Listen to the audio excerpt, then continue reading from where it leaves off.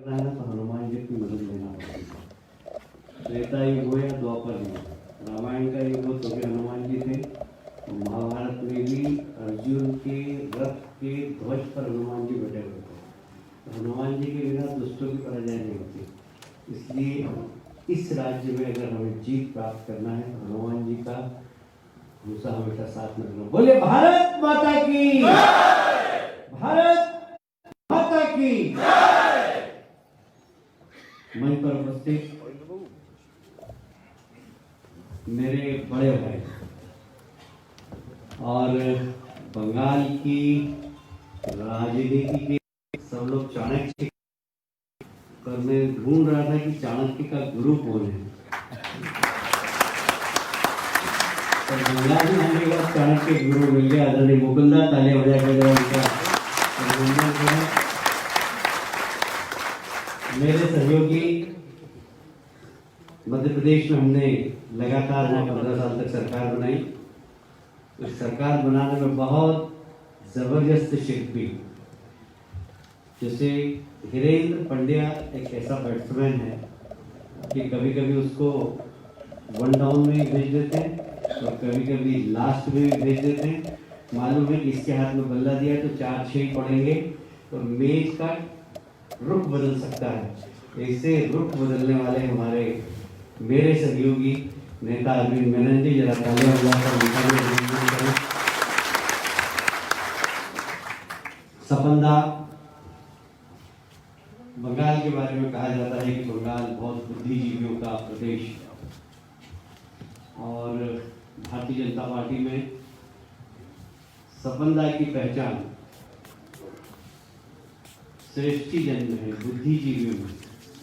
एक वरिष्ठ पत्रकार है, जरा तालियां बजाकर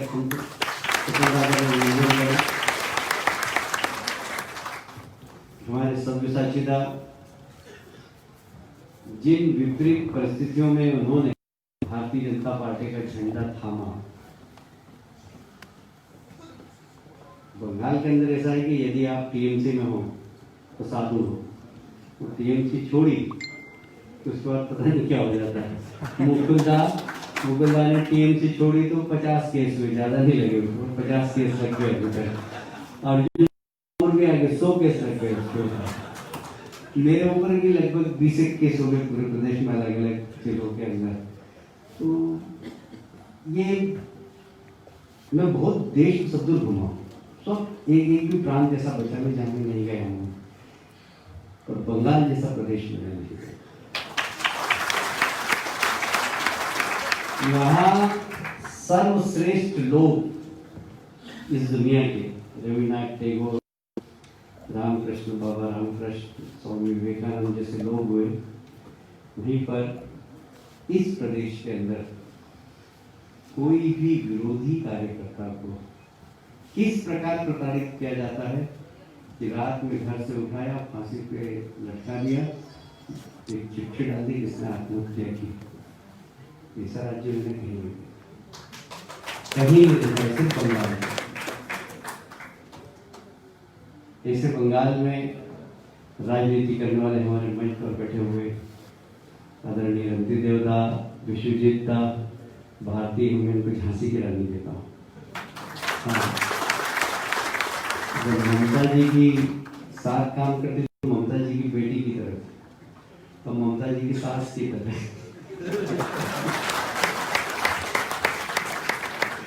गुजराती देख के ऐसे भारती जी, जरा तालियां बजाएंगे भारती जी का भी स्वागत करें। हमारे बच्चे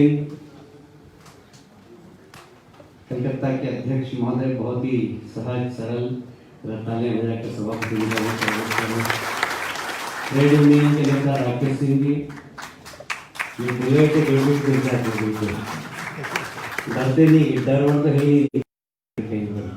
जैसे जरा जुझारू कार्यकर्ता राकेश सिंह जी, इस बहुत ही गरिमामय के कार्यक्रम का आयोजक सपंदा, शंकुदा, पीयूष जी और सभी युवा मोर्चे के हमारे साथी कुशल जी, सभी का नाम में लोगों को बहुत समय लग जाएगा, पर बहुत सारे कार्यकर्ता, जरा सब नौजवानों के लिए तालियां बजाइए। उपस्थित आप सभी को प्रणाम करता हूँ। देव को प्रणाम करता हूँ। देखिए, जब भी कभी स्वागत होता है तो मैं उसको स्वागत नहीं मानता, मैं उसे मानता हूँ कि आपके कंधे पर जवाबदारी दी गई है। जितने फूल की माला और जितने फूल के गुलदस्ते हैं वो सब इस बात का एहसास कराते हैं कि आपके कंधे पर जो जवाबदारी है उस जवाबदारी का आप निर्वहन बहुत ईमानदारी से करें। हमें भी आज मुकुंदा हो, मेनन साहब हो, सबका जो स्वागत किया, ये स्वागत नहीं, ये युवा मोर्चा ने कहा कि अभी रणभूमि में खड़े हो गए और अब महाभारत की शुरुआत हो गई। शंखनाद है, मैं इसे शंखनाद मानता हूँ युवा मोर्चे की ओर से। ये स्वागत समारोह नहीं है। मित्रों, आज कोविड का समय चल रहा है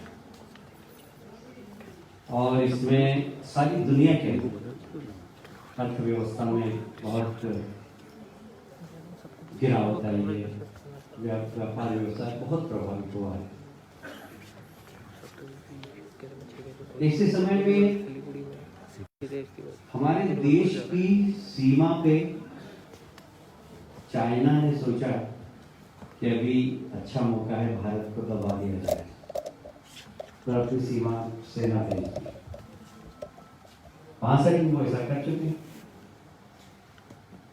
चाइना को ये नहीं पता है कि 65 वाला हिंदुस्तान ये गया, यहाँ पर नरेंद्र मोदी प्रधानमंत्री हो गया है।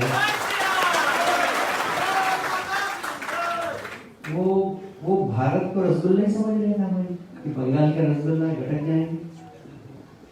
उनको ये नहीं पता कि 62 से 2020 में भारत में बहुत प्रगति।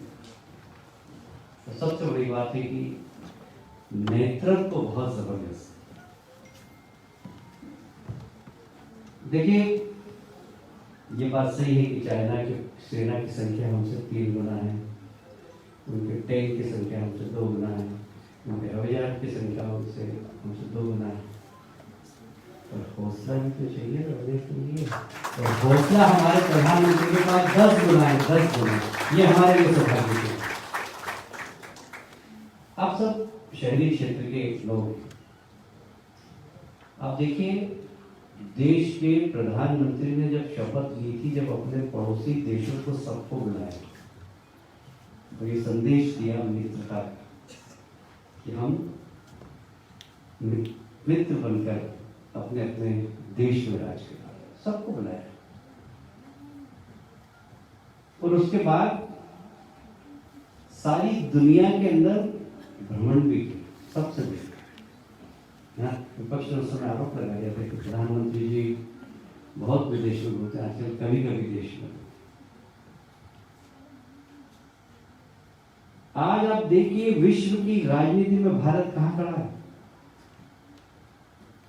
आज 130 करोड़ जनता का सम्मान किस प्रकार मोदी जी ने बढ़ाया है। एक समय था कि विश्व की राजनीति के अंदर भारत पाकिस्तान से कमजोर पड़ता था, क्योंकि पाकिस्तान के साथ सारे इस्लामिक देश खड़े हो जाते थे और हम विश्व मंच पर पाकिस्तान से पिछड़ जाते थे। आज मोदी जी की रणनीति देखिए कि पाकिस्तान को कॉर्नर कर दिया। सारे इस्लामिक देश, चाहे अफगानिस्तान हो, चाहे दुबई हो, चाहे सारे देश आज मोदी जी के साथ। तो पाकिस्तान ये कूटनीति, ये रणनीति, और यही कारण है कि जब चाइना की सेना आई, हमारी सेना भी खड़ी हो गई। उन्होंने 5000 सैनिक भेजे, मोदी ने 10,000 सैनिक भेज दिए। उन्होंने 20,000 भेजे, मोदी जी ने 40,000 भेज दिए। ये मोदी जी की इच्छा शक्ति देखी तो अमेरिका ने कहा चिंता मत करो, मैं भी तुम्हारे साथ। रशिया ने कहा मैं भी तुम्हारे साथ। जापान ने कहा मैं भी तुम्हारे साथ हूँ। ऑस्ट्रेलिया ने कहा मैं भी तुम्हारे साथ हूँ। इजराइल ने कहा मैं भी तुम्हारे साथ हूँ। और सबने अपने अपने युद्धपोत समुद्र में छोड़ दिए। जाइए, आज भारत अकेला नहीं है, भारत के साथ आधी दुनिया खड़ी हुई है। ये ताकत है मोदी जी की, ये ताकत है आज भारत। और इसलिए इस देश में राजनीति दो प्रकार की चल रही है। एक राजनीति करने वाले लोग कुर्सी के बारे में सोचते हैं, देश के बारे में सोचते हैं, उनकी कुर्सी बची रहे और इसीलिए तुष्टीकरण, वोट बैंक की राजनीति, देश की चिंता नहीं करते। हमें फक्र है कि हम भारतीय जनता पार्टी के कार्यकर्ता हैं। हमने जब भी राजनीति की, देश के लिए राजनीति की, कभी कुर्सी के लिए राजनीति की। हमने कभी कुर्सी के लिए राजनीति की। जो नौजवान है उन्हें पता नहीं होगा, पर जो 50 साल के यहाँ पर लोग बैठे हुए उन्हें पता होगा कि 84 के दंगे हुए थे। सारे देश के अंदर सिख समाज के खिलाफ वातावरण था। इंदिरा गांधी की जब हत्या हो गई थी, सारे देश, भारतीय जनता पार्टी ने कहा सिख समाज हमारे देश का अभिन्न अंग है। एक सिख ने गलती कर दी तो सारे सिख के ऊपर इस प्रकार ब्लेम लगाना जरूरी नहीं। हमारे नेताओं की बात अच्छी नहीं लगी थी देश, क्योंकि देश अलग मोड में था और लोकसभा के चुनाव आए, हम 2 सीट पर सिमट गए, 2 ही सीट थी हमारे। हमने चिंता नहीं की, हमने देश की चिंता की, हमने समाज की चिंता की। देश का टुकड़ा नहीं होना चाहिए। आज यदि विश्व का सबसे राजनीतिक दल, सबसे बड़ा भारतीय जनता पार्टी है, जो 10 लोगों ने मिलकर जनसंघ से प्रारंभ कराई थी, आज 15 करोड़ के आसपास जनसंख्या है हमारे कार्यकर्ताओं की। उसका कारण है कि हमारी दूरदृष्टि है और हमारा संकल्प है देश देश देश, देश पहले दल बाद में, देश पहले। हम देश के लिए राजनीति, हम कुर्सी के लिए राजनीति नहीं करते। लोग हमसे पूछे कि भाई आप बंगाल में सरकार बना रहे हो, मुख्यमंत्री के लिए? बिल्कुल नहीं। हमने एक नहीं 4-4, 5-5 मुख्यमंत्री कुर्बान किए हैं। जब राम मंदिर का विषय आया तो हमने कहा राम मंदिर बनना चाहिए। हमारी 4 सरकारें भंग कर दी, हमने 4 मुख्यमंत्री कुर्बान किए। हमने मुख्यमंत्री प्राप्त करने के लिए कभी भी राजनीति नहीं। आज भी हम राजनीति कर रहे हैं तो यहाँ पर इसलिए नहीं कि मुकुल दा मुख्यमंत्री बन जाए, दिलीप दा मुख्यमंत्री बन जाए, सबसाजी दा मुख्यमंत्री बन जाए, हमारे सुनील दा मुख्यमंत्री बन जाए, इसलिए राजनीति नहीं कर रहे। हम राजनीति इसलिए कर रहे हैं कि बंगाल के अंदर तुष्टीकरण की नीति के कारण जिस प्रकार घुसपैठिए इस प्रदेश में घुसकर इस प्रदेश के संस्कार और संस्कृति को खत्म करने की कोशिश कर रहे हैं और उसको राजनीतिक दल प्रश्रय दे रहे। क्या किसी मुख्यमंत्री की हिम्मत कैसे हो गई कि नवरात्रि, दुर्गा पूजा ये बंगाल की पहचान है, बोले दुर्गा विसर्जन नहीं होगा, मुहर्रम में, इसलिए किसी मुख्यमंत्री की हिम्मत कैसे हो? इसलिए कि उन्हें कुर्सी की राजनीति करनी, देश की राजनीति नहीं करनी, समाज की राजनीति। मुझे याद है 2005 में यहाँ की मुख्यमंत्री पार्लियामेंट में थी, सीपीएम की सरकार थी, वहां पर घुसपैठियों के खिलाफ उन्होंने अखबार अटवाल जो वहां के लोकसभा के उपाध्यक्ष थे उनके मुंह पर फेंक दिया था और बोले मैं इस्तीफा देती हूं, घुसपैठिए यहां आ रहे हैं। और सीपीएम के लोग 2005 वो मुख्यमंत्री बन जाती है तो उन घुसपैठियों को संरक्षण देती है, इसलिए कि वोट की राजनीति। प्रदेश की चिंता नहीं, प्रदेश के संस्कार की चिंता नहीं, प्रदेश की संस्कृति की चिंता नहीं। मुझे दुख होता है कि शिक्षा के अंदर, कोर्स के अंदर बदलाव हो रहा है, मां को अम्मी लिखा जा रहा है। क्या बंगाल इस बात को बर्दाश्त करेगा? क्या बर्दाश्त करना चाहिए? मैं आपसे पूछना चाहता हूं। क्या हो रहा है बंगाल? और इसलिए कार्यकर्ता बंधुओं, हम सत्ता के लिए राजनीति नहीं कर रहे, हम इसलिए नहीं राजनीति कर रहे हैं कि भारतीय जनता पार्टी की सरकार आ जाए, हम इसलिए राजनीति कर रहे हैं कि बंगाल के संस्कार संस्कृति की पहचान कायम रहे और ये देश का हिस्सा बना रहे। इस प्रकार घुसपैठी आते रहेंगे, ये कोई धर्मशाला नहीं है कि लोग आए यहाँ पर रहने लगे और यह भी जम्मू कश्मीर बन जाए। क्या बंगाल को जैसे जम्मू कश्मीर बनने देंगे क्या? मैं आपसे पूछना चाहता हूं। और इसलिए भारतीय जनता पार्टी के कार्यकर्ता की हैसियत से आपकी जवाबदारी वही है जो देश की सीमा पर चाइना की सेना के सामने हमारा सैनिक छाती खोलकर खड़ा हुआ है देश की रक्षा के लिए। वो बाहर के दुश्मनों से देश को बचाने के लिए देश की सीमा पर खड़ा है। भारतीय जनता पार्टी का कार्यकर्ता अंदर के दुश्मनों से देश को बचाने का दायित्व लेना चाहिए। इस बंगाल के विश्वविद्यालय में नारा लगा कि भारत तेरे टुकड़े होंगे इंशाअल्लाह, इंशाअल्लाह। लगा कि नहीं लगा नारा? वो ये तमाम राजनीतिक दल उनकी पीठ थपथपाने गए कि नहीं गए? मैं आपसे पूछना चाहता हूं, ऐसे लोग जो ये कहे कि भारत तेरे टुकड़े होंगे इंशाअल्लाह, इंशाअल्लाह, ये लोग नारे लगाते हैं कि कितने अफजल मारोगे, हर घर में अफजल, क्या नारा था वो? कितने अफजल मारोगे घर घर में अफजल होगा, घर घर में अफजल निकलेगा।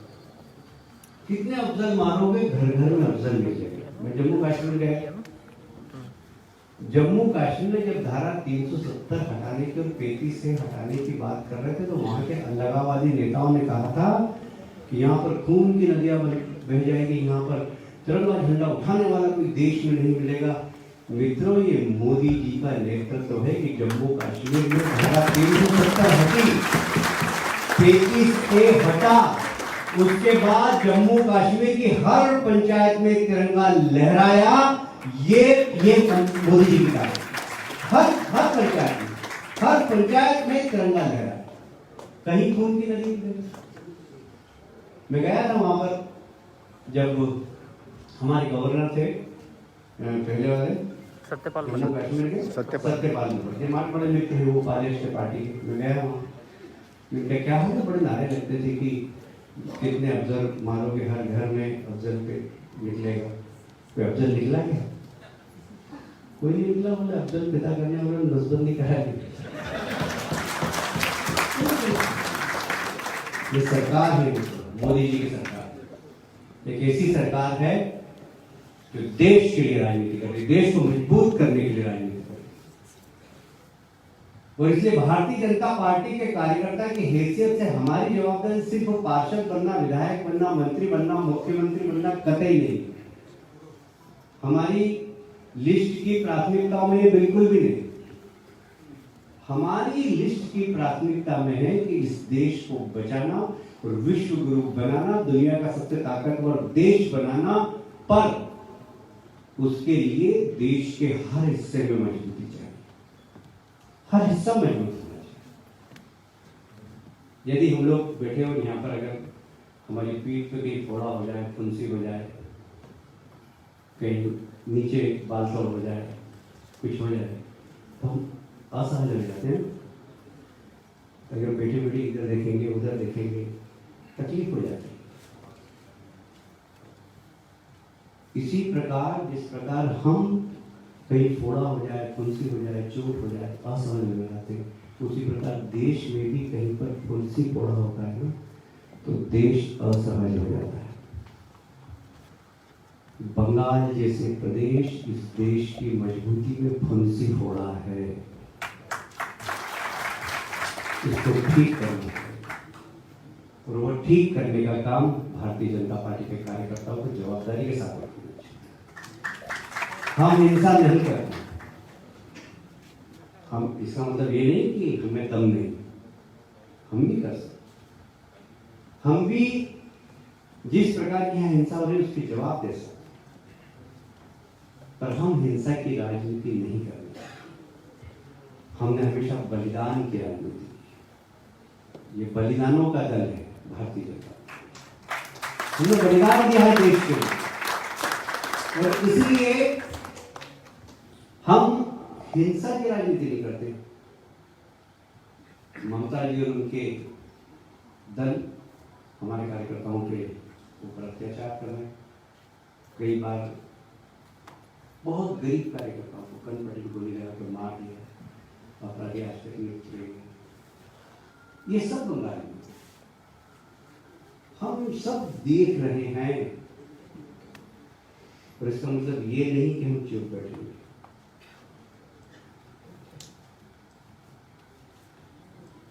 बहुत लंबी लड़ाई लड़नी है। वो सब लोग जो इस षड्यंत्र में शामिल हैं, एक भी नहीं बचेगा। मैं आपसे कह रहा हूं, एक भी नहीं।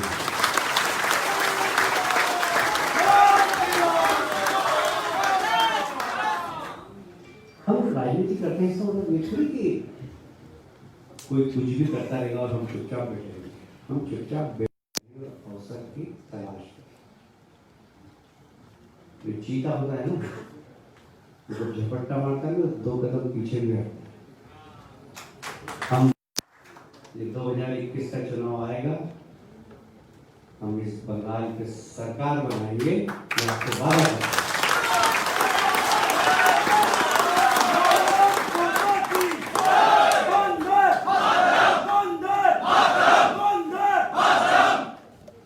ये जो आपने स्वागत किया, ये हमारे कंधे पर एक जवाबदारी आपने सोची, और इस जवाबदारी को मैं समझ रहा हूँ, मुकुंदा समझ रहे हैं, अरविंद जी समझ रहे हैं, सपंदा समझ रहे हैं, हम सब जवाबदारी समझ। हम आपसे वादा करते हैं, आप सब लोगों के सहयोग से सोनार बंगला कोई नहीं बना सकता। सोनार बंगला बनाएंगे तो मोदी जी बनाएंगे, भारतीय जनता पार्टी।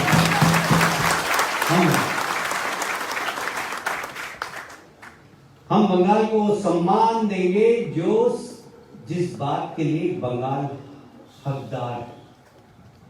बंगाल को हक मिले। आज शिक्षा के क्षेत्र में मुझे याद आता है बंगाल की शिक्षा।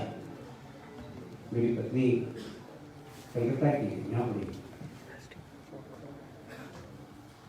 बहुत इंटेलिजेंट। मैं बात करता हूँ हमेशा कि बंगाल की शिक्षा कितनी अच्छी थी 30 साल पहले। आज बंगाल की शिक्षा का स्तर खत्म हो गया। बंगाल की पहचान थी अच्छी शिक्षा, स्तर खत्म हो गया। हमें बंगाल को उस ऊंचाई पर ले जाना है जिस ऊंचाई का बंगाल हकदार है। और इसलिए मित्रों, हम सब भारतीय जनता पार्टी के कार्यकर्ताओं पर बहुत बड़ी जवाबदारी। अपने आप को उसी प्रकार सैनिक समझो जिस प्रकार सीमा पे खड़ा हुआ भारतीय सेना का सैनिक है, जो बाहर के लोगों से संघर्ष कर रहा है, हमें अंदर के लोगों से संघर्ष करना, इस देश को अंदर के दुश्मनों से बचाए। और इसलिए भारतीय जनता पार्टी के कार्यकर्ता के हिस्से से हमारा काम सिर्फ भारतीय जनता पार्टी का काम नहीं है, देश का काम। देश का काम समझ के हमें काम करना है। हम देश के लिए काम करें, हम देश को मजबूत बनाने के लिए काम करें। और इसलिए आप सब कार्यकर्ताओं को विश्वास दिलाना चाहता हूं। आपने जो आत्मीयता से स्वागत किया, मेरे पास शब्द नहीं कि शब्दों से आपको धन्यवाद दूं, पर यह बात सही है कि आपने जवाबदारी हमारे कंधों पर दी है। हम सब मिलकर इस भ्रष्टाचारी सरकार को, इस आतंकवादी सरकार को, इस नक्सलवादी को संरक्षण देने वाली सरकार को उखाड़ के फेंकेंगे। मैं आपसे वादा करता हूँ। बहुत बहुत धन्यवाद। भारत माता की जय।